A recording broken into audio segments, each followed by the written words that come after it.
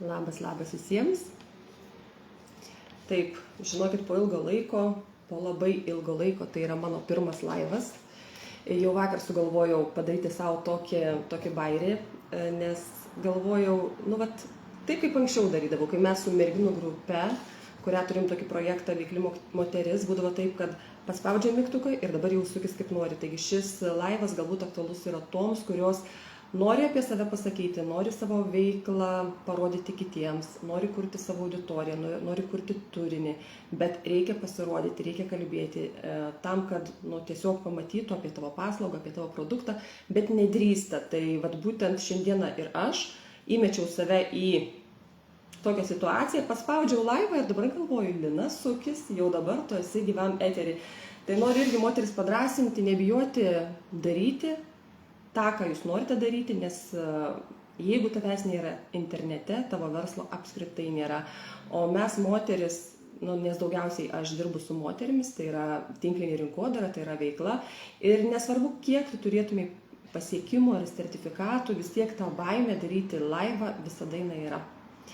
Nes, žinote kodėl? Paprasčiausiai tai yra baimė suklysti, tai kai tau atsiranda toks bluras, kai tavo mintis nebeteka sklandžiai, kai tu tiesiog pamiršti, ką norėjai pasakyti. Ir tas pasimetimo jausmas tikriausiai kiekvieną gąsdina. Dėl to daugelis žmonių, kurie kuria savo veiklą, jie net nebando tiesiog paspausti tą mygtuką ir padaryti laivą, ar ne? O laivas tai irgi yra toksai iššūkis, kad tu turi mokėti vesti savo mintis, girdėti, ką pats sakai ir tuo pačiu išlaikyti tą turinį, išlaikyti tą mintį, išlaikyti tą tikslą. Tai šiandieną būtent galvoju, pasipraktikuojam, Lina, galbūt pradėsiu dažniau daryti tuos laivus, nes, žinote, esu labai savikritiška, kalbant apie savybę tokį perfekcionizmą. Dažnai, kai aš darau video būtent šioje grupėje ir ne apie produktą, esu ne kartą rodžiusi, kiek tenka man padaryti jų, virš 50, netgi virš 100 video, kad paleisčiau vieną, kurį išsirinkau. Taip pat kitas dalykas, reikia mokėti be priekaišto savo, peržiūrėti savo video, savo medžiagą, be kritiškų akių ir tiesiog paanalizuoti, o ką norėtum pakeisti, o kaip tu norėtum labiau savo mintis dėstyti, kaip tu turėtum atrodyti live metu, pavyzdžiui, ar ne, dabar žiūriu, čia užsilenkia, ar ne, bet aš, gink Dieve, savęs jau nebekritikuoju. Aš žinau, kad viskas yra žmogiška, suklysti, net jeigu man dabar susipintų liežuvis, ar ne, nieko tokio, visiškai nieko tokio. Tai šiandien tokia live žinutė yra iššūkis man, tai yra pirmas mano laivas, kaip aš sakiau, šioj grupiai su Čiogan veikla, esu darusi su prieš tai veikla, kurioje buvau. Bet žinote, kai tu veiki su merginomis, kaip aš kalbu apie tą sinergijos principą, kai mes vieni su kitais komunikuodami įkvepiame ir padrasiname, ar ne, tai vienai atsistoti į laivą yra žymiai baisiau. Bet matote, aš čia. Tai norėčiau matyti ir jūsų bent kažkokį tai komentarą ir ženkliuką. Ar jūs mane girdite, ar matote ir kaip jums su laivais, su reelsais, su jūsų postais, kai jūs darote video, ar jūs bijote tai daryti, ar jūs tai lengvai darote, tiesiog, kai bus, tai bus.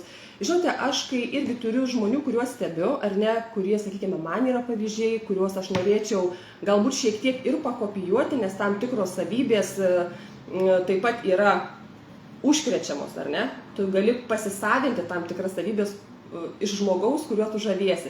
Tai irgi turiu tokių žmonių ir aš žiūriu, kaip jie daro laivus, o jie daro visiškai paprastai.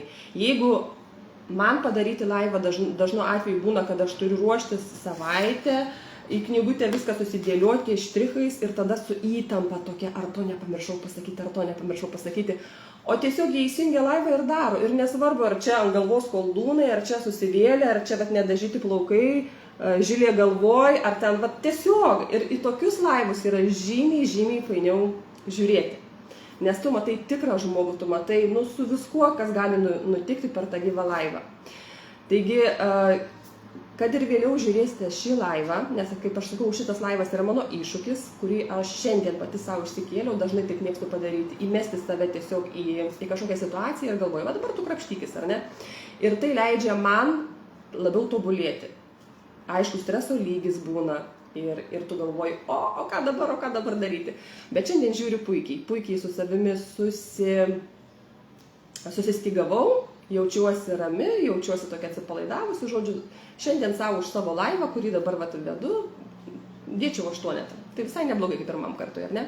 Ir galite taip pat pasidalinti komentaruose, kokio pobūdžio norėtumėt laivus matyti. Ar labiau apie produktus. Jeigu taip, tik būtent apie kokias kategorijas. Nes žinote, kad Čiogan kompanija yra virš 4000 produktų.